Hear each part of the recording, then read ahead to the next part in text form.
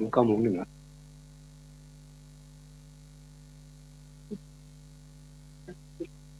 ขอนอบน้อมแด่พระรัตนตรัยสวัสดีท่านผู้ฟังทุกท่านนะครับในเช้าวันนี้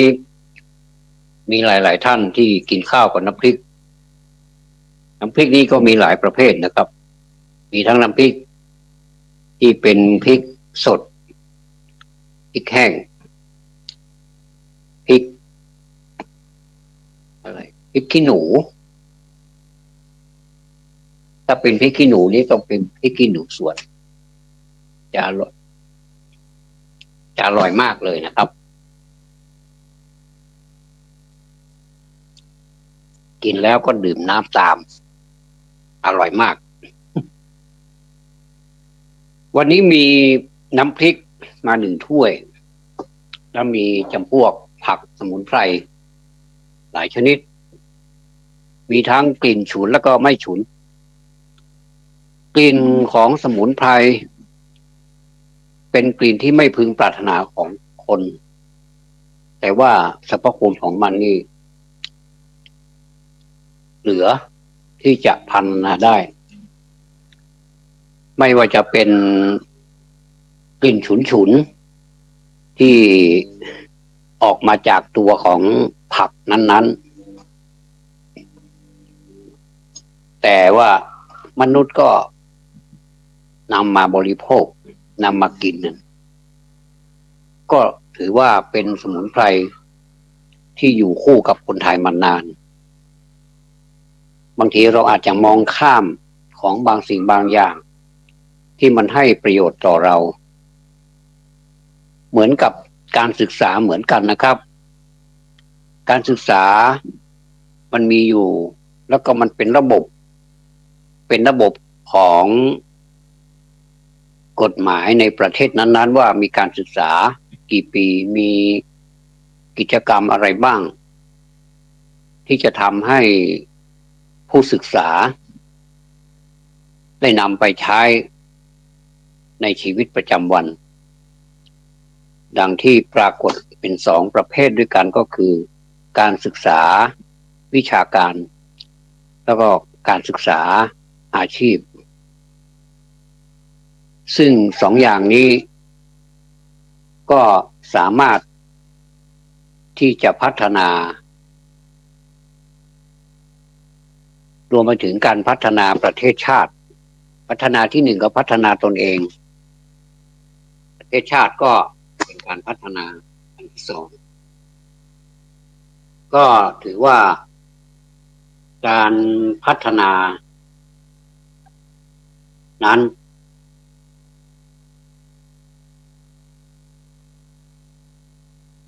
ถือว่าการพัฒนานั้นเป็นบ่อเกิดของความเจริญไม่ว่าจะเป็นการพัฒนาใน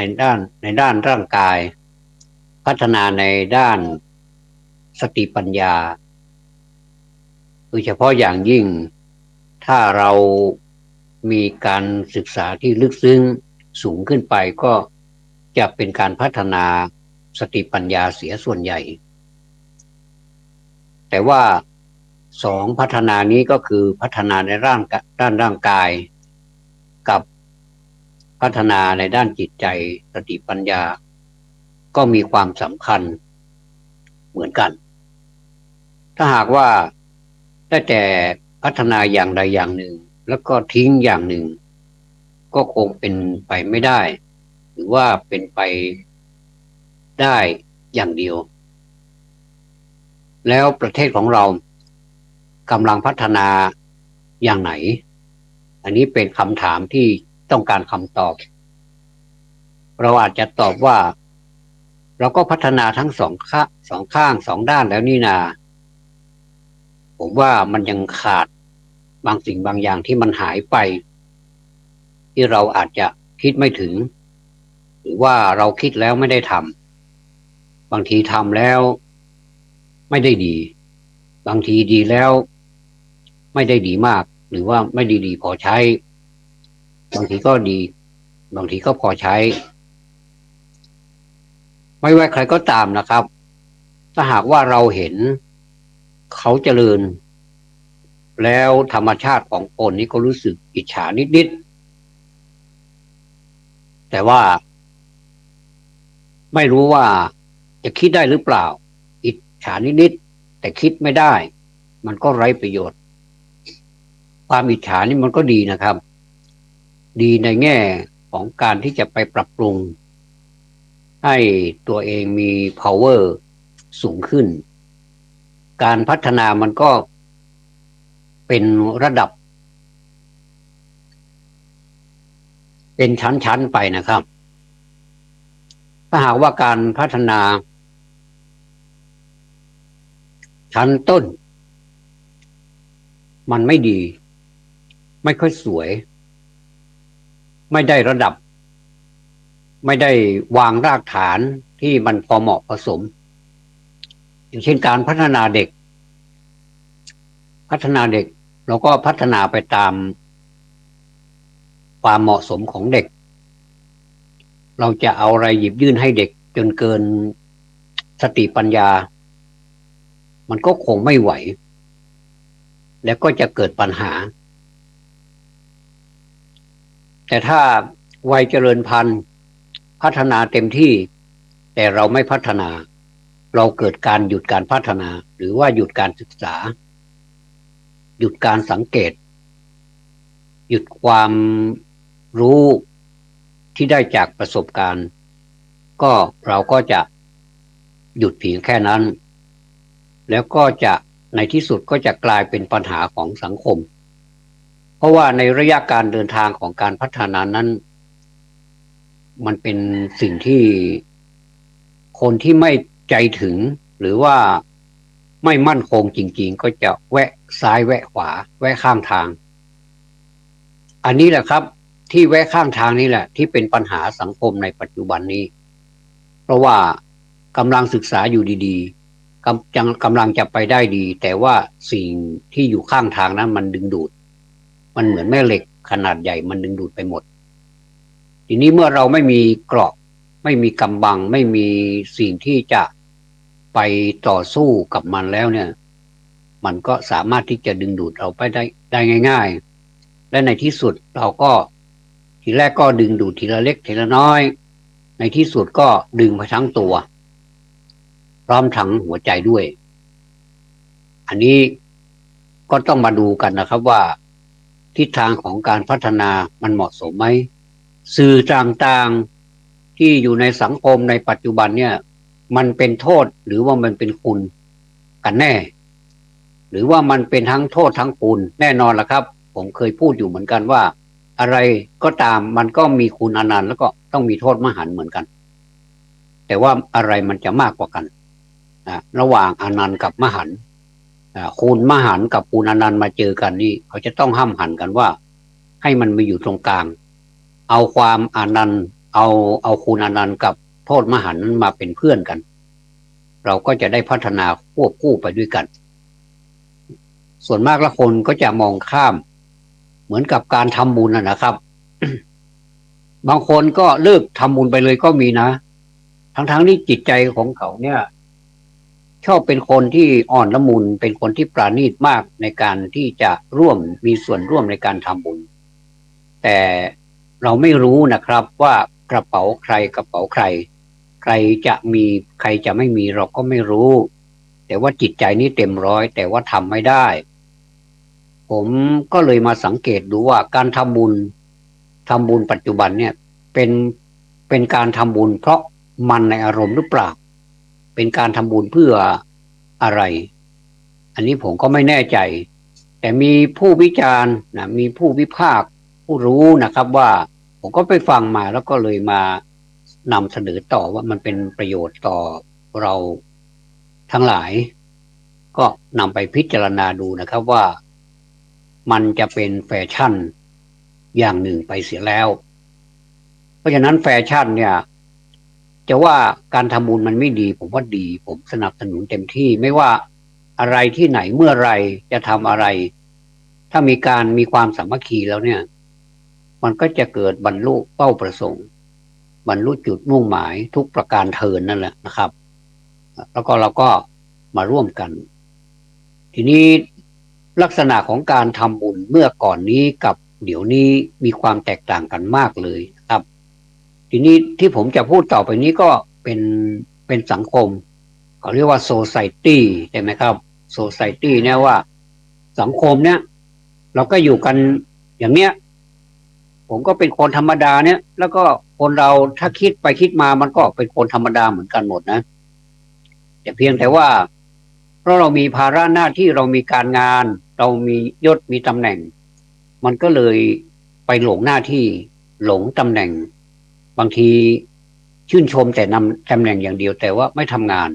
ก็ไม่สมกับที่ได้รับตำแหน่งไม่มีหน้าที่มีหน้าที่แต่ไม่ทำเต็มร้อยหรือว่าไม่ทำตามเต็มกำลังอย่างเนี้ยอย่างผมเนี่ยผมสมมุติตัวเองนะผมได้รับหน้าที่เป็นเศรษฐีสมมุตินะผมคืออะไรก็ไม่รู้ทำให้ผมรวยขึ้นแล้วก็เกิดผมรวยขึ้นมาผมก็ไม่ได้ทำหน้าที่ของเศรษฐีคือมีแต่เพียงนามของคำว่าเศรษฐีทวัฒน์อย่างนี้นายทวัฒน์เป็นเศรษฐีมีตังเป็นหมื่นล้านเลยที่ดินอีกยังนับไม่ถ้วนผมก็เลยไม่รู้จะทำยังไงก็เลยปวดหัวกับเงินทองที่กองอยู่ข้างหน้าเรานี้เยอะเหลือเกินเนี่ยนะสมมุตินะสมมุติอาจจะเป็นจริงก็ได้อยากจะให้มันจริงนะวันที่1วันที่16นี่ปรารถนากันเหลือเกินเนี่ยนะสมัครเป็นเศรษฐีกันไปทั่วเลยคนนั่นก็จะถูกคนนี้ก็จะถูกไหนได้พอมันออกเลขมาหงายเก่งไปตามกันก่อนนี้ก็สงสารทวัฒน์นะเลยไม่ได้เป็นเศรษฐีแต่ตอนนี้ผมไปประกอบธุรกิจอะไรก็ไม่รู้ก็ผมก็เลยกลายเป็นเศรษฐีทีนี้เศรษฐีเนี่ยมันมีคุณธรรมอย่างไรบ้างคนมันจะต้องมารู้ตรงนี้นะครับว่าเศรษฐีเนี่ยมันมีคุณธรรมอะไรบ้างที่มันเป็นเศรษฐีไม่ว่าจะเป็นเศรษฐีหรือไม่เศรษฐีมันก็ต้องมีคุณธรรมเหมือนกันแหละเพียงแต่ว่าเรายังไม่ทันรวยเรากำลังจะสั่งสมบารมีอยู่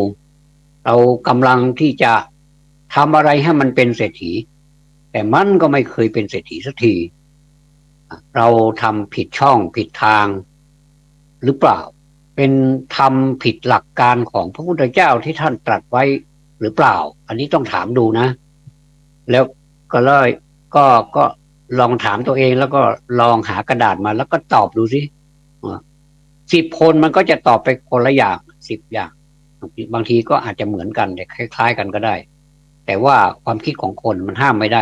ก็แล้วแต่เราจะตอบอย่างไรก็ได้ผมเศรษฐีผมเป็นเศรษฐี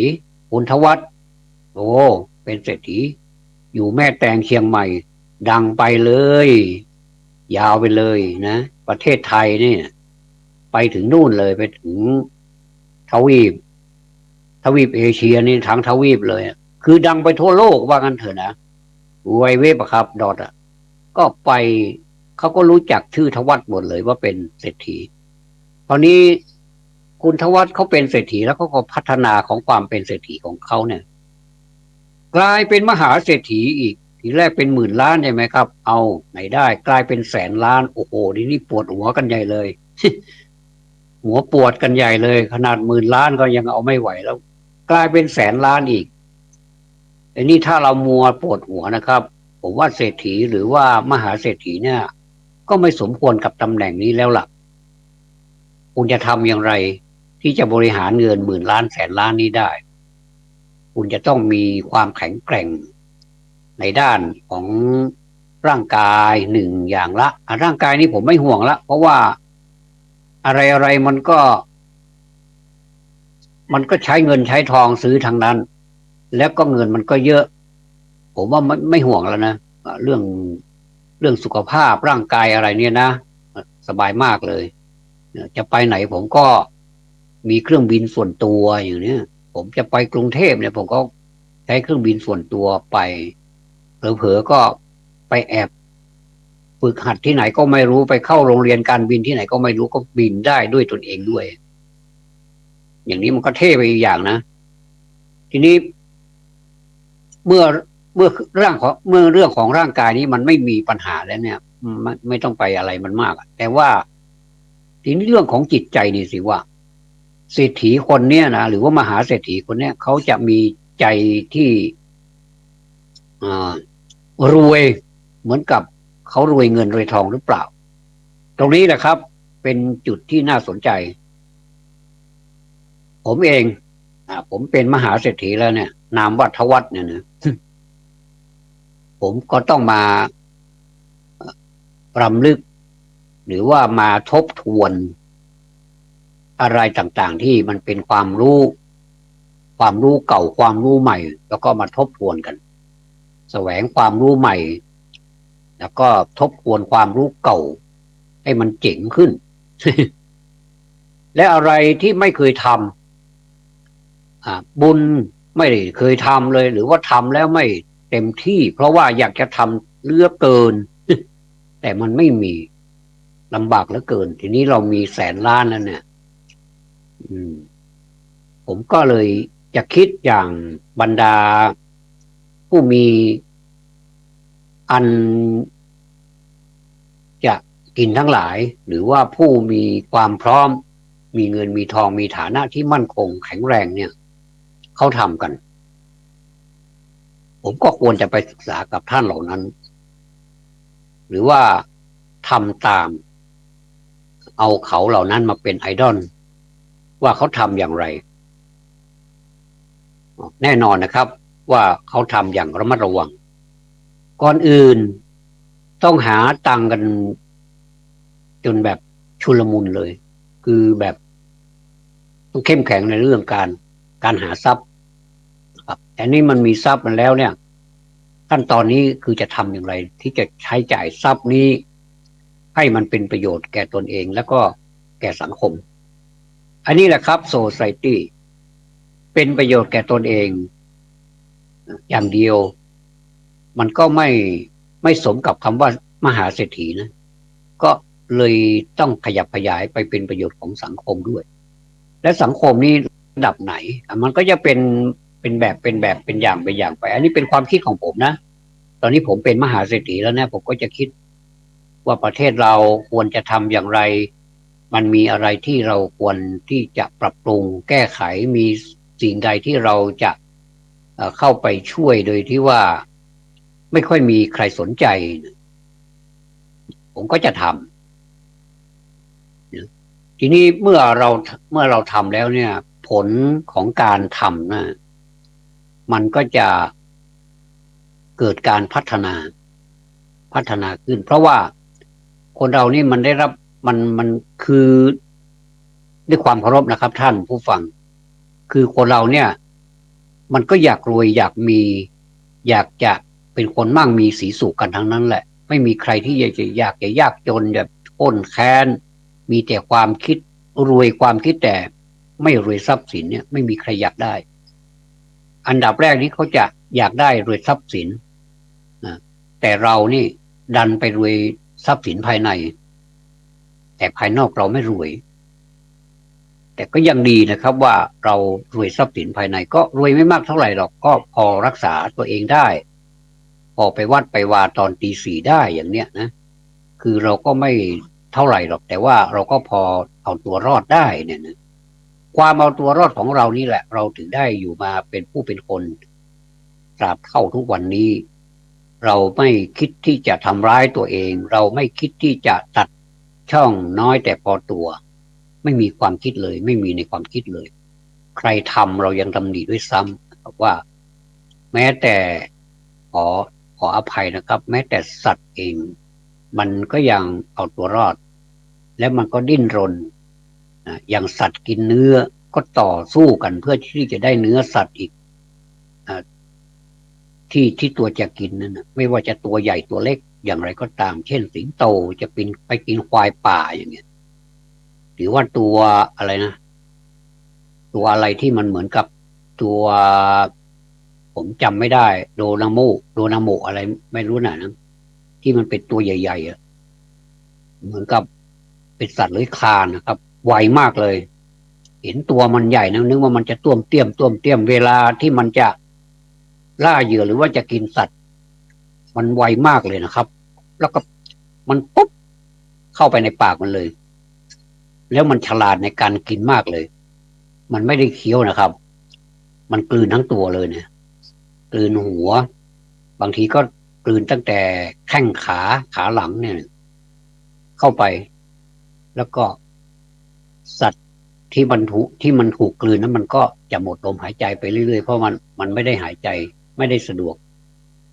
มันก็โดนบีบไส้เส้ยอะไรทะลักในปากมันหมดเลยเดี๋ยวมันก็กลืนกินไปกินมันก็ในที่สุดก็หมดเลยถ้าเอาหัวเข้าก่อนก็เดี๋ยวก็เหลือขาหลังมันก็กินหมดเลยคือไม่ได้เคี้ยวนะครับมันกลืนและในท้องมันนี่โอ้น้ำหนักมันนี่คงจะมากมายมหาศาลเลยนะครับมาตัวมันเหมือนกับจระเข้นะครับเดี๋ยวผมต้องไปศึกษาชื่อมันอีกทีหนึ่งว่ามันชื่ออะไรเพราะว่ามันเป็นชื่อเป็นภาษาอังกฤษแล้วก็ไม่ใช่ไม่ใช่สัตว์ที่เราคุ้นเคยหรือรู้จักกันดีก็เดี๋ยวต้องขอโทษได้บอกชื่อไม่ถูกก็ต้องขออภัยด้วยนะครับเนี่ยมันกินสัตว์มันกินสัตว์ด้วยกันหรือแม้แต่ตุ๊กแกมันก็นะสัตว์ที่มันชอบอยู่ตามบ้านตามชายคาบ้านตามฝาบ้านอะไรเนี่ยนะมันก็ชอบกินสัตว์เหมือนกันแล้วก็อะไรพวกสัตว์พวกเนี้ยเมื่อเขากินกันแล้วเนี่ยมันก็เขาก็ยังชีพของเขาอยู่ได้ไม่รู้จะพูดยังไงนะนี่เขาก็จะกินแบบนี้โดยที่ว่าไม่มีพัฒนาการที่จะนำมาต้มมาแกงมาปรุงเป็นอาหารสุกเหมือนกับคนเนี่ยไม่มีมันก็เลยกินกันแบบสดๆนะพอล้มเหยื่อมันได้แล้วมันก็พากันกินฉีกกันกินเหมือนกับนกนะครับถ้าไม่นกอินทรีก็จะเป็นนกใช่ละน่าจะเป็นนกอินทรีมากกว่าปากมันจะแข็งมากๆเลยนะครับปากมันจะงอนิดหน่อยแต่มันคมมากเลยมันมีลูกอยู่สงสัยจะเป็นครอบครัวเลยนะครับตัวเป็นพ่อเป็นแม่มันก็หาเหยื่อมาโอ้มันมันอยู่ไกลมันอยู่บนฟ้าแล้วมันก็บินลงมาขนาดปลาอยู่ในน้ำลึกอยู่ในน้ำลึกมากมันก็เห็นตาเขาเรียกว่าตาเหยี่ยวมีหน้าเขาที่เรียกว่าตาเหยี่ยวตาอินทรีนกอินทรีเหยี่ยวอะไรเป็นอะไรก็ไม่รู้นะแต่ว่าพวกนี้แหละพวกนกอินทรีพวกเหยี่ยวนี่แหละนะครับก็พอเห็นเหยื่อของเขานี่ก็โฉบลงมาด้วยความเร็วสูงเลยประมาณ60 กิโลเมตรต่อชั่วโมงนี่แหละวับมันก็ลงไปใต้น้ำเลยหนูแวบขึ้นมาพอมันขึ้นมาแล้วอะไรติดขึ้นมารู้ไหมครับปลาแล้วมันใช้ปากคาบหรือไม่ใช่มันใช้เท้าของมันนั่นน่ะเล็บของมันนั่นครับด้วยความคมของเล็บเลยนะครับคือจับปลาขึ้นมาเฉยเลยแล้วก็ตัวไม่ใช่เล็กหรือตัวใหญ่ด้วยนะปลานั้นก็ดิ้นรนเพื่อจะให้มันรอดชีวิตมันไม่รอดแล้วนะครับผมว่าอันนี้จังผูกขังอนัตตาไปแล้วนะอันนี้จังของมันจะฆ่ากันจะกินกันแล้วมันก็เอาไปที่รังของลูกมันแล้วก็ตัวผู้ก็มาช่วยมันช่วยมันฆ่าปลาโดยที่ว่าไม่ได้ฆ่าแบบเลือดเย็นนะครับนะเราก็เห็นแล้วก็โอ้ทำไมมันโหดร้ายขนาดนี้ทำไมไม่ฆ่ามันซะก่อนใช้อะไรก็ได้ทุบหัวมันให้มันตายซะก่อนแล้วก็ค่อยฉีกกินก็ได้นี่มันฆ่าแบบว่ามันก็จิกแล้วมันก็ดึงจิกแล้วก็มันก็ดึงนะมันก็ตรงไหนที่มันเป็นก้างมันก็ไม่เอาใส่ลูกปากลูกมันอันไหนที่มันเป็นเนื้อชิ้นเล็กๆมันก็จะใส่พอดีลูกมันมี2 ตัวก็ใส่ในปากลูกมันเดี๋ยวใส่พี่เดี๋ยวใส่น้องเดี๋ยวใส่พี่ใส่น้องส่วนมากผมสังเกตดูมันจะใส่ให้ตัวใหญ่มากกว่าตัวเล็กมันจะเป็นเพราะอะไรก็ไม่รู้อคติหรือเปล่าเนี่ยนะก็ผมเห็นแล้วมันคงจะมีเหตุผลมันเหมือนกันนะอันนี้มันชิ้นมันใหญ่ตัวเล็กมันอาจจะปากเล็กมันก็ใส่ไม่ได้มันก็เลยไปให้พี่มันก่อนเสร็จแล้วตกลงมันก็เลี้ยงทั้งสองตัวนั่นแหละนะครับลูกมันนั้นก็ ดูแล้วมันก็เป็นอุทาหรณ์ว่าเนี่ยสัตว์เขาก็กินกันแบบสัตว์เนี่ยนะคนเขาก็จะกินกันแบบคน ทีนี้เรามาดูว่าเขาได้ศึกษาหรือเปล่าผมว่าได้ศึกษานะแต่เขาศึกษาแบบเป็นสิ่งธรรมชาติสิ่งแวดล้อมการเอาตัวรอดทั้งที่บางทีเขาก็ไม่ได้ไปเรียนไปศึกษาอะไรที่ไหนอย่างนกบางชนิดเมื่อกี้ผมพูดถึงเหยี่ยวกับอินทรีใช่ไหมครับเวลาลูกมันยังปีกยังไม่ค่อยแข็งดีเนี่ยนะแต่มันพอประเมินได้ว่าลูกมันสามารถบินไปในโลกกว้างได้ไปได้เนี่ยมันไปอยู่ในที่สูงบนยอดเขาสูงอย่างเนี้ยนะแล้วมันก็ปล่อยลูกมันลงมาเลยนะโอ้โหใจวิวไหมเนี่ยน้ำปล่อยลงมาเลยเออเสร็จแล้วอ้าวไหนก็ไหนแล้วก็ต้องฝึกบินดูสิเนี่ยแล้วก็มันก็บินได้อันนี้นี่เขาเรียกว่าตัดสินใจเป็นพ่อเป็นแม่นี่ก็ต้องตัดสินใจปล่อยนะก็เหมือนกันนะเมื่อก่อนนะผมเนี่ยนะก็ยกตัวอย่างผมอีกขี่จักรยานไม่เป็นนะขี่จักรยานไม่เป็นพอดีจักรยานนี่มันเป็นจักรยานแบบโบราณนะแล้วก็มันเป็นจักรยานที่มีเขาเรียกว่าเป็นจักรยานผู้ชายนะแล้วเราตัวเล็กนิดเดียวเนี่ยจะขึ้นไปค่อมจักรยานมันก็สูงมันไม่ได้ผมก็ต้องแบบเอาหันหลังเข้าหันสีข้างเข้าก็เหมือนกับขับจักรยานที่เป็นจักรยานผู้หญิงทั่วไปนะแต่นี่มันเป็นจักรยานผู้ชายใช่ไหมครับที่มันมีลักษณะที่มีเหล็กในตัวจักรยานนะครับเขาเรียกว่าอะไรเขาเรียกว่าคานจักรยานใช่ไหมครับนั่นแหละก็เป็นเสียส่วนใหญ่ส่วนมากจะเป็นลาเล่แต่ของเรานี่มันเป็นลาเล่รอลงลิงคือผมไม่เป็นสักทีนะไปมันก็ล้มไปมันก็ล้มทีนี้พี่ชายคงจะเหมือนกับเหยี่ยวกับอินทรีนี่แหละโอ้โหวันนั้นผมโกรธพี่ชายมากเลยไม่อยากจะเห็นหน้าเลยเห็นหน้าก็เกลียดมากเลยบอกโอ้ทำไมมารังแกเราแบบนี้นะแท้ที่จริงแล้วพี่ชายเราอยากจะให้เราเป็นสอนให้รู้ว่าชีวิตคนมันต้องกล้านะน้องประมาณนี้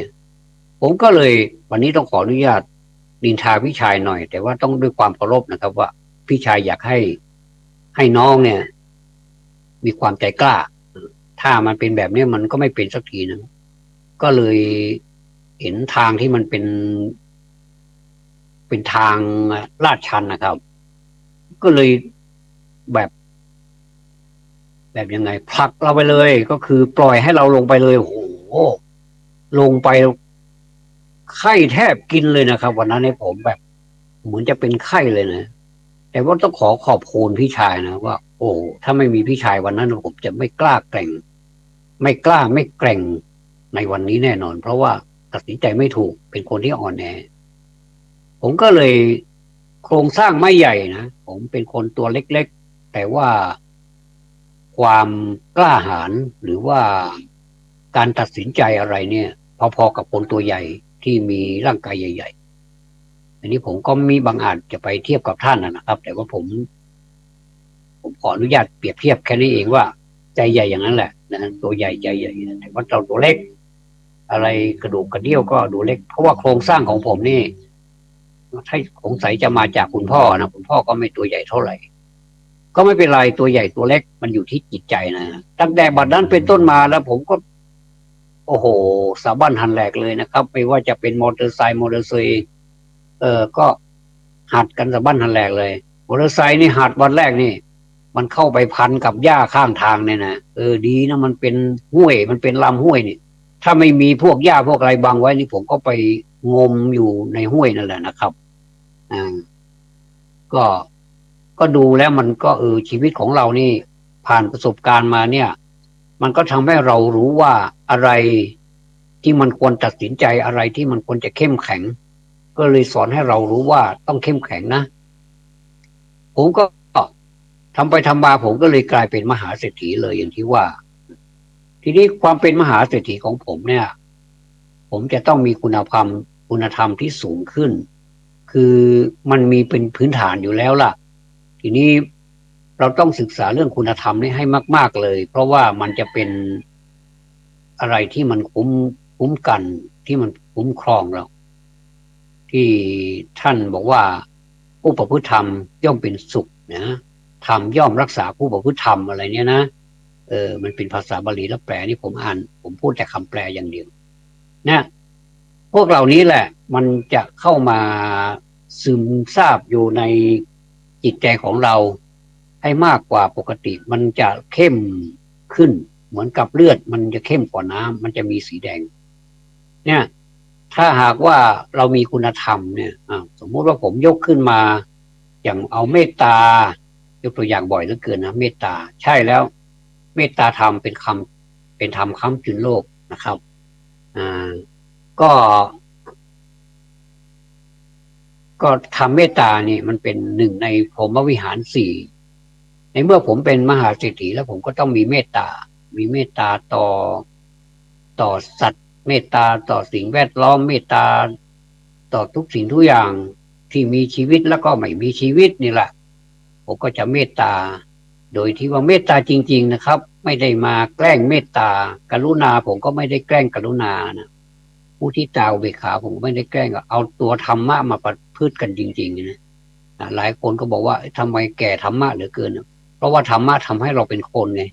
ทำให้คนเป็นมนุษย์ทำให้มนุษย์พัฒนาเป็นเทวดาแล้วก็ไปเป็นพรหมเป็นอะไรแล้วก็ในที่สุดถ้ามันบารมีแก่กล้าเหมือนกับพระศาสดาตรัสว่าคนเราในโลกเนี่ยมันเป็นวัฏฏะมันจะวนเวียนอยู่อย่างนี้แหละถ้าจะให้ดีที่สุดไม่ต้องเกิดมาเพราะว่าถ้าไม่มีเหตุแล้วมันก็ไม่มีผลไม่มีปัจจัยให้เกิดมันก็ไม่เกิดแล้วเราก็จะเป็นนิพพานังปรมังสุขขังแต่ว่าที่เราไม่มีสุขทุกวันนี้ก็เพราะว่าเราวนเวียนอยู่อย่างนี้เดี๋ยวมีสุขบ้างมีทุกข์บ้างบางทีก็น่าสงสารตัวเองเหลือเกินมันทุกข์มากกว่าสุขมันมองอะไรไม่เห็นมันมืดตึ๊บไปหมดเลยทำให้เรานี่แบบบางทีก็จนใจเหมือนกันนะจนใจที่เราจะทำอันนั้นมันก็ไม่สมประสงค์จะทำอันนี้มันก็ไม่สมปรารถนาไม่มีแต่เป้าหมายแต่ไม่ไปถึงเป้าเป็นคนที่มีแต่ความฝันมีแต่ความหวังในที่สุดความหวังของเราก็จะกลายเป็นความหวังลมๆแรงๆเป็นมโนจะอาศัยอะไรที่จะทำให้เราได้เกิดความฮึกเหิมขึ้นมาไม่มีอะไรอีกแล้วที่จะสู้ธรรมะของพระพุทธเจ้าได้เพราะว่าพระพุทธเจ้าท่านตรัสแค่ตรัสอริยสัจสี่ก็เหลือกินแล้วครับคนเรามีทุกข์มีสมุทัยมีนิโรธแล้วก็มีมรรคมีทั้งอยากกินอยากแก้มีทั้งความทุกข์ความสุขอยู่ในนั้นหมดเลยก็เป็นอริยสัจสี่ธรรมอันประเสริฐสี่ประการทีนี้เมื่อเรามาคิดได้ดังนี้แล้วเดชะบุญที่เขาเรียกว่าเดชะบุญความจริงมันก็ไม่ใช่บุญอะไรที่ไหนหรอกไม่ได้มีบุญอะไรมาช่วยเราหรอกแต่ว่าเรานี่แหละช่วยตัวเองช่วยพาตัวเองเนี่ยให้มีความคิดมีหนทางออกผมคิดว่าแม้แต่ถนนหนทางนี่มันก็มีตรอกมีซอยเหมือนกันนะบางทีมันเป็นซอยเล็กๆแต่ว่าผมก็ไม่เข้าใจว่าทำไมซอยเล็กๆนี้ทำไมมันไปทะลุอีกซอยได้ก็เพราะว่าเราเดินไปตามซอยมันก็เดินไปเรื่อยๆเดี๋ยวมันก็ทะลุออกเดินจากเหนือมาทางใต้ก็ทะลุมาทางใต้เดี๋ยวก็กลับไปทางเหนือก็ทะลุมาทางใต้เดินจากทางใต้ทิศใต้ไปทางเหนือก็ไปทะลุออกทางเหนือมันทะลุกันได้แต่บางทีนะมันก็ไปเจอบางทีเหมือนในกรุงเทพเนี่ยครับซอยนี่ทำไมเหมือนกับซูเปอร์ไฮเวย์บ้านเราเลยเรียกว่าซอยอันนี้ความเจริญมันต่างกันนี่แหละแล้วก็ตรอกเราพูดถึงตรอกบางทีก็ตรอกนี่ก็เป็นทางกว้างนะเหมือนกับว่ารถสวนกันได้เลยนี่ทำไมไปเรียกตรอกเดินเข้ามาเพลินบางทีเรามีรถยนต์เราก็ขับไปเอาไหนได้กลายเป็นซอยตันหรือว่าตรอกตันซอยตันก็มีตรอกตันก็มีทางตันก็มีเราไปเจอทางตันแล้วเราจะทำยังไงเรามีปีกไหมเนี่ยเราบินเหมือนนกเนี่ยเราจะบินข้ามทางตันไปมันก็ไม่ได้เราเป็นคนแล้วไม่มีปีก เราก็ต้องกลับมาที่เดิมก็ไปหาซอยที่มันไม่ตันได้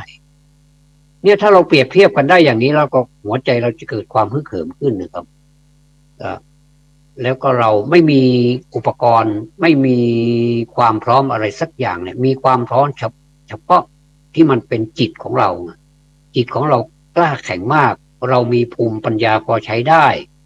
ผมก็ไม่เก่งอะไรหรอกผมเป็นเศรษฐีที่ไม่เก่งเป็นมหาเศรษฐีที่ไม่เก่งอะไรแต่ว่าผมจะขอใช้ธรรมะเหล่านี้แหละเข้าไปทะลุทะลวงมันเราตอนนี้นะครับตอนที่ผมพูดเนี่ยผมกำลังปฏิบัติธรรมเหมือนกันนะท่านแล้วท่านผู้ฟังฟังแล้วเนี่ยท่านก็ปฏิบัติธรรมเหมือนกันนะเพียงแต่ว่าใครจะปฏิบัติธรรมที่เข้มกว่ากันอ่อนกว่ากันเท่านั้นเองแต่ท่านอย่าเสียใจนะครับว่าเราจะปฏิบัติธรรมไม่เหมือนเขาเข้มเหลือเกินบางทีเรามองคนอื่นนี่เราอิจฉาแต่ว่าเราก็เขาเรียกว่ามีอะไรที่อยู่ในตัวเรานี่แหละก็คือตัวเรานะคือตัวเรานี่แหละก็พอดีไม่ต้องไปอิจฉาใครแต่ว่าเอาเอาเอาความเก่งกล้าหรือว่าความชาญฉลาดหรือว่าความรวยความมีฐานะอะไรของคนอื่นเนี่ยมาเป็นไอดอลได้แต่ว่าอย่าไปอิจฉาได้แต่ว่าอย่าไปตาร้อนไม่ใช่ว่าเห็นเขาดีแล้วก็อยากจะได้ของเขาแต่ตัวเองนี่ไม่ขยันเลยเนี่ยนะเหมือนกับบ้านสองหลังข้างเคียงกันที่ดินเกือบจะเป็นผืนเดียวกันถ้าไม่กั้นรั้วเนี่ยถ้าเป็นผืนไปเนี่ยมันก็จะเป็นที่ดินเหมือนกันมีมีสถานะความเป็นดินที่ว่าสามารถที่จะปลูกอะไรก็ได้ปลูกฝังอะไรก็ได้เป็นผักเป็นอะไรสวนครัวอะไรก็ได้ปลูกพริกปลูกมะเขือปลูกถั่วก็ปลูกกันไปปลูกฟักปลูกแฟงปลูกแตงปลูกเต้าก็ว่ากันไปในขณะที่บ้านหลังหนึ่งนี่เขามีที่ดินยังไม่ค่อยพร้อมเท่าไหร่นะก็แบบอ่าถางเอาดายเอาปรับให้มันเป็นแปลงเป็นอะไรที่มันแบบควรจะเอาอะไรมาปลูกมันก็ปลูกมันก็ได้กินหมดแต่ในขณะที่อีกบ้านหนึ่งไม่ได้ทำอะไรสักอย่างนะก็ปล่อยมันรกร้างอย่างนั้นนะเหมือนกับไม่ใช่บ้าน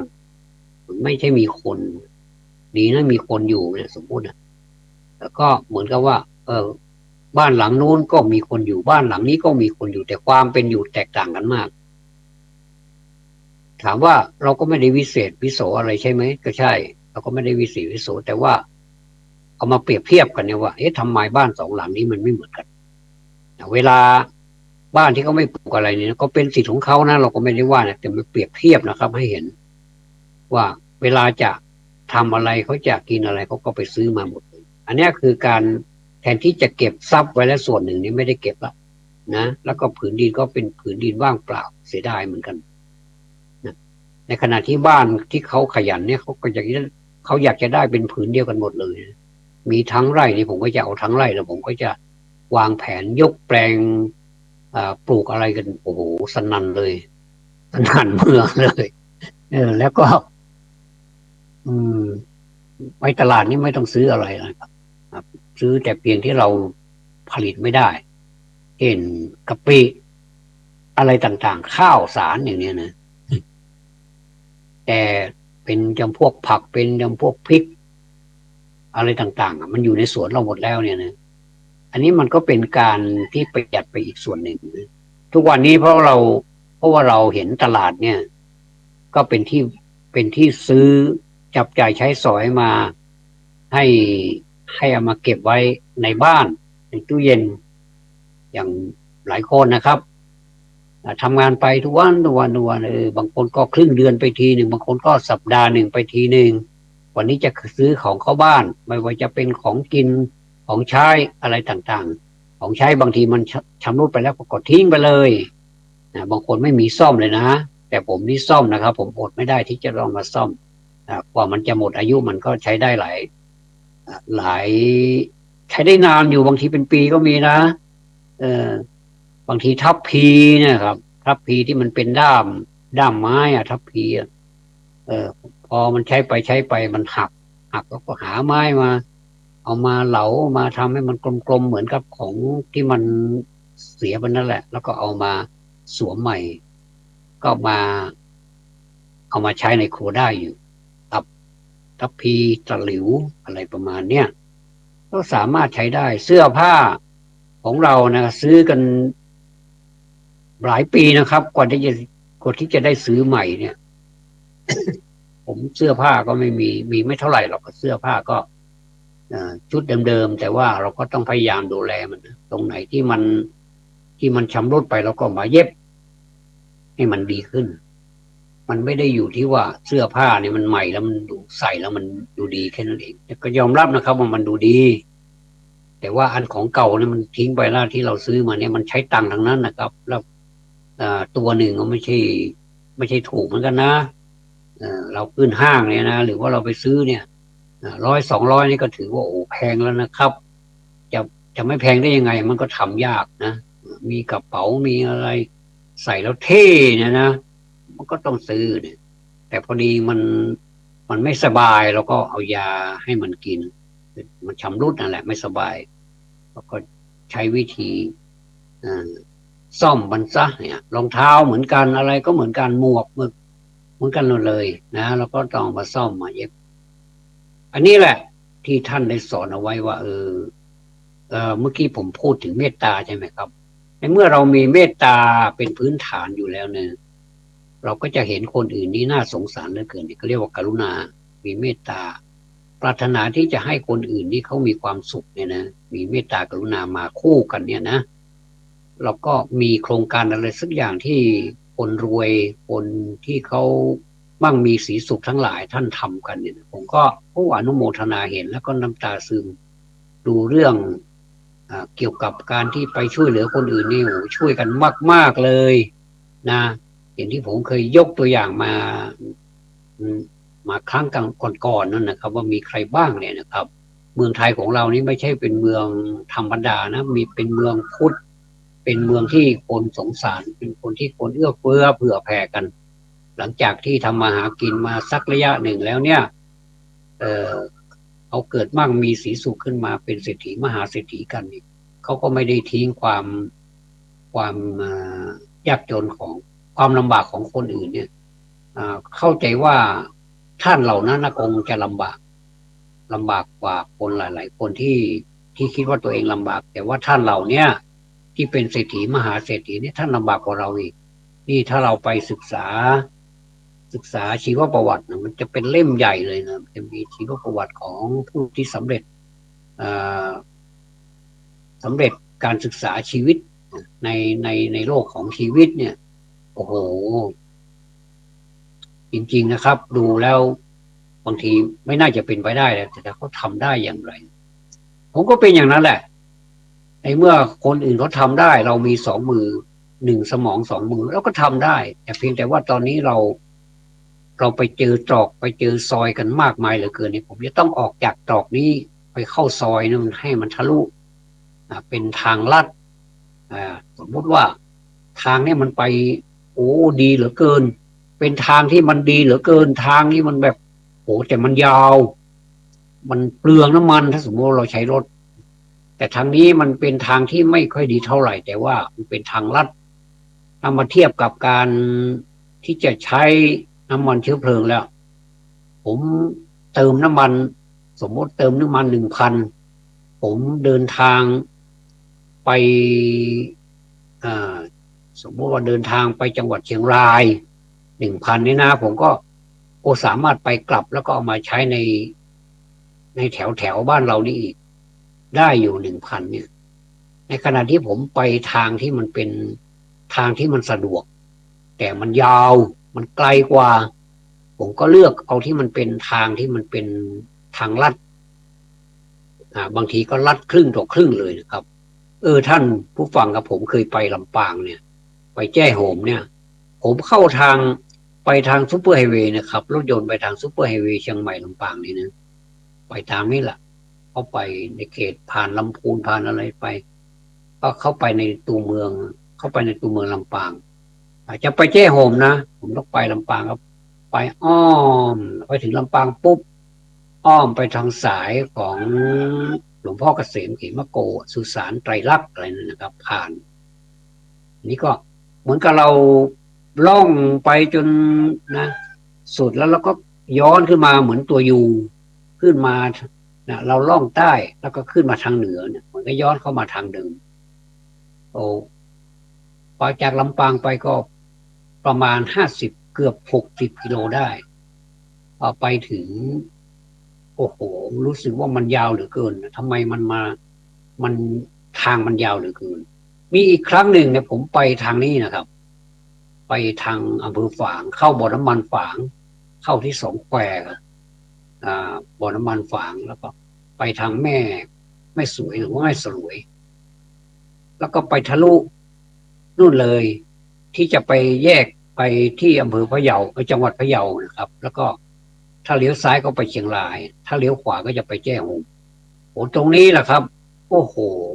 ไปทางนี้ทำไมมันลัดจังเลยตอนนั้นผมอยู่ชัยปราการเลย ผมไปไปไปหาคุณแม่ตอนนั้นคุณแม่อยู่ที่ชัยปราการอยู่ก็เลยไปทางนี้แล้วก็มีธุระที่จะไปแจ้ห่มก็ก็เรื่องของครอบครัวเรานี่แหละเพราะว่าคุณน้าอยู่ที่แจ้ห่มแล้วก็จะไปเยี่ยมคุณน้าเพราะว่าคุณน้าไม่สบายจนท่านเสียชีวิตไปแล้วผมนี่แหละไปในนามของลูกหลานไปทางนี้รัดเหลือเกินคุ้มค่ามากกว่าที่เราจะเข้าอำเภอเมืองลำปางแต่ก็เป็นประสบการณ์นะครับอันนี้เปรียบเทียบดูว่าการทำอะไรก็ตามเนี่ยนะครับว่าถ้าเราจะทำแล้วเนี่ยระหว่างทางลัดที่มันไปได้แต่ทางมันไม่ค่อยดีนะไปทางที่ว่าในบ่อน้ำมันฝางเนี่ยมันจะเป็นทางแคบบางทีก็ไปเจอดินสไลด์อะไรเนี่ยเยอะไปหมดเลยเพราะว่าทางนี้มันเป็นทางเขาหน่อยๆเป็นทางลาดชันมีเลี้ยวซ้ายเลี้ยวขวาเลี้ยวมีทางโคดโค้งมากมากกว่าที่จะไปทางลำปางนี่สะดวกเหลือเกินใส่กันอุตลุดเลยนะครับมีเท่าไหร่เหยียบกันแต่ว่าเอาไปทางนี้มันไม่ได้มันต้องระมัดระวังแต่มันใกล้เอาละทีนี้เราจะมาเลือกเอาระหว่างอันนี้กับอันนี้เราจะเอาอะไรก็อยู่ที่ดุลยพินิจของผู้ฟังทุกท่านว่าท่านจะเลือกเอาแบบไหนท่านจะเลือกปฏิบัติแบบทางลัดหรือว่าท่านจะเลือกแบบปฏิบัติเป็นซูเปอร์ไฮเวย์แต่ว่าใช้เวลาใช้ทุนทรัพย์ในการที่จะดำเนินกิจกรรมหรือว่าธุรกิจอะไรก็ตามถ้าเราใช้แบบนี้มันก็เปลืองทีนี้ผมก็ต้องไหนๆก็ไหนๆแล้วเราจะทำอะไรสักอย่างมันก็ต้องมีทางลัดบ้างบางทีทางลัดมันไปไม่ได้จริงๆเราก็ต้องไปทางตรงที่ไม่ใช่ลัดเอาอย่างนี้ก็แล้วกันให้มันอยู่ในสถานการณ์ที่มันปรับเปลี่ยนไปตามสถานการณ์ดีกว่านะครับว่าเราทางนี้มันไม่ควรไปทางลัดเพราะมันลำบากมันมีเหตุต่างๆมันน่ากลัวมันอะไรก็แล้วแต่ที่มันเป็นสาเหตุที่เราไปไม่ได้เราก็ไม่ต้องไปก็ไปทางลัดบ้างไปทางตรงบ้างแล้วแต่สถานการณ์ในขณะนั้นว่ามันควรจะเป็นอย่างไรมาพูดถึงสถานการณ์เนี่ยนะครับว่าอย่างปัจจุบันเนี่ยสถานการณ์บ้านเราเนี่ยนะบ้านเราโลกเราเนี่ยนะเออมันมันทำไมถึงเป็นอย่างนี้ที่เราไม่เคยเจอร้อนแบบตับแตกหูหลับตับไหมอย่างเนี้ยนะหูก็หลับตับก็ไหมเนี่ยนะโอ้แบบกินอะไรก็จืดชืดไปหมดเลยแล้วก็หายใจก็ไม่คล่องไปไหนก็ลำบากนะคนก็เป็นโรคบูบกันตายกันก็มีเจ็บป่วยกันก็เยอะนะเราก็รอดมาได้นี่ทำไมไม่ถามตัวเองว่าเรารอดมาได้อย่างไรก็แสดงว่าเราฉลาดพอที่จะอยู่กับธรรมชาติอันโหดร้ายเหล่านี้ได้เหมือนกันเพราะฉะนั้นถือว่ามันฝันผ่านไปแล้วนะครับตอนนี้ก็ฝนตกลงมาแล้วนะฝนเริ่มจะมาแล้วก็ใบหญ้าใบไม้ใบหญ้าก็เริ่มเขียวนะปลูกอะไรก็ติดปลูกอะไรก็เป็นไวเหลือเกินนะปลูกถั่วปลูกพริกปลูกอะไรก็โหสนุกนะมีในสวนครัวเราหมดเลยนะจะกินอะไรเนี่ยมันก็แตกต่างกันตรงนี้แหละว่าอันหนึ่งร้อนทำอะไรก็ปลูกอะไรก็ไม่ได้ปลูกอะไรก็จะตายแต่เราก็ผ่านวิกฤตเหล่านั้นมาได้ทั้งที่มันร้อนขนาดนี้แต่ทำไมผักสวนครัวเราทำไมมันรอดมาได้ก็เพราะว่าเราดูแลมันเราหันมาดูแลตัวเองสักนิดเหมือนกับเราไปดูแลผักสวนครัวเราเนี่ยจ จะดีไหมดีแน่นอนนะครับก็ต้องมาดูแลตัวเราว่าตัวเรานี่มีอะไรบ้างที่จะต้องทำมีอะไรบ้างที่ต้องคิดมีทั้งทำไปแบบไม่คิดก็ไม่ดีคิดไปแต่ไม่ทำก็ไม่ดีอีกมันต้องไปด้วยกันนะพอคิดแล้วก็ต้องทำแล้วมันจะดีไม่ดีก็ต้องมาคิดอีกมาปรับปรุงเปลี่ยนแปลงแก้ไขอย่างไรให้มันดีขึ้นกว่าเดิมถ้าอย่างเนี้ยครับชีวิตของเรารอดแน่นอนแล้วเราก็รอดมาได้อย่างปาฏิหาริย์คนที่รอดหน้าร้อนมาจนถึงบัดนี้นะครับมันร้อนจริงๆนะร้อนจนคนตายไปหลายคนแล้วนะตายเพราะแดดเพราะอะไรนี่แหละเป็นลมแดดตายกันนะที่สโตรกอะไรที่เขาเรียกกันนะเรียกเขาไม่เคยเป็นเราไม่เคยเจอเลยร้อนแบบนี้ตั้งแต่เราเกิดมาเราก็ไม่เคยเจอเลยก็ในเมื่อมันมาเจอเนี่ยก็ต้องปรับไปตามเหตุการณ์ที่มันเป็นแล้วก็ถ้ามาพูดให้ฟังนี่มันก็ประสบการณ์ของแต่ละคนนะว่าวิธีคลายร้อนทำยังไงบ้างผมก็มีวิธีคลายร้อนแบบโบราณนึงเอาผ้าขาวมาจุ่มลงในน้ำแล้วก็บิดมัดแล้วก็เอามาปูแล้วก็นอนสักแป๊บหนึ่งมันก็แห้งคาตัวเลยอย่างนี้ก็มีบางทีก็บางคนก็ไม่เอาอย่างนั้นกินน้ำแข็งลูกเดียวอันนี้บางทีกินไปกินมาก็เป็นโทษกับร่างกายเหมือนกันบางทีก็น็อกช็อกไปเลยก็มีเราจะทำยังไงเราก็อยู่ให้พอดีนะจนบัดนี้เราก็พากันรอดมานี่ก็ขอแสดงความยินดีกับทุกท่านด้วยที่รอดมาได้ราวปาฏิหาริย์นะครับ ความจริงเราก็ไม่มีปาฏิหาริย์อะไรแต่เรารอดมาได้เพราะเราปฏิบัติตัวเราดีนะอะไรที่มันไม่เป็นประโยชน์ต่อร่างกายเราก็หยุดไปสักพักหนึ่งก่อนที่เราเคยดื่มเคยกินนี่มันแบบบ่อยเหลือเกินแล้วก็กินกันแบบโอ้กินจุกกินจิกกินแบบไม่มียั้งมือเลยเนี่ยนะก็เราก็ปฏิบัติกันอีกอย่างหนึ่งก็คือให้มันเข้ากับสถานการณ์เรื่องน้ำเนี่ยเห็นคนเดินทางไปไหนนี่น้ำนี่เป็นปัจจัยสำคัญเลยนะแล้วก็น้ำนี่ไม่ใช่ว่ากินอึกให้มันอิ่มทีเดียวเลยมันก็ไม่ใช่เราจะทำยังไงน้ำขวดหนึ่งเนี่ยมีวิธีกินที่แตกต่างกันมากไม่เหมือนกันเลยบางคนก็จิบถามว่าจิบนี่ดีไหมมันก็ดีกินบ่อยๆจิบบ่อยๆเพื่อจะให้คอเนี่ยมันไม่แห้งแต่มันจะไปหล่อเลี้ยงพวกส่วนคอเราแล้วก็ในร่างกายของเราเนี่ยทำให้มันไหลเวียนได้ดีคือทั้งข้างนอกข้างในนี่ให้มันแบบข้างนอกมันก็มีลมพัดข้างในมันก็มีน้ำเข้าไปหล่อเลี้ยงมันก็จะช่วยทำให้เราคลายร้อนได้ถึงแม้ว่าจะช่วยไม่ได้มากแต่ก็ช่วยได้ก็ยังดีกว่าไม่ได้ทำอะไรมันก็เลยแนะนำให้เราเนี่ยดื่มน้ำบ่อยๆจิบน้ำบ่อยๆแล้วมีน้ำนี่พกไปด้วยเราไปโรงพยาบาลนี่เห็นหมอเห็นพยาบาลนี่เขาจะพกน้ำมีเป้เนี่ยเขาก็จะคุณหมอนี่เขาจะมีเป้มีอะไรเขาก็จะเอาน้ำเนี่ยใส่ในเป้เนี่ยเดี๋ยวก็ดื่มน้ำเนี่ยมันเป็นตัวอย่างมันทำให้ชีวิตเรารอดนะครับโอ้วันนี้พูดไปพูดมาผมก็ยังไม่ได้เข้าประเด็นอะไรสักอย่างแต่ว่าขอให้เป็นกำลังใจให้พวกเราก็พูดค้างไว้ว่ามีเมตตากรุณาก็ถือว่าฟังแล้วพอได้ใจความนะครับว่าเป็นเศรษฐีแล้วทำยังไงก็อันดับแรกก็ต้องมีเมตตากรุณาอย่างที่เขาทำกันเดี๋ยวนี้แหละเมืองไทยของเรานี่ชื่นใจนะครับ ผมก็ฟังแล้วก็ชื่นใจแม้เราไม่ได้เป็นผู้รับโดยตรงแต่เราได้รับจากการดูเราก็สามารถที่จะอนุโมทนาเราก็สามารถที่จะดีใจได้นะครับขอบพระคุณสำหรับการติดตามรับฟังครับสวัสดี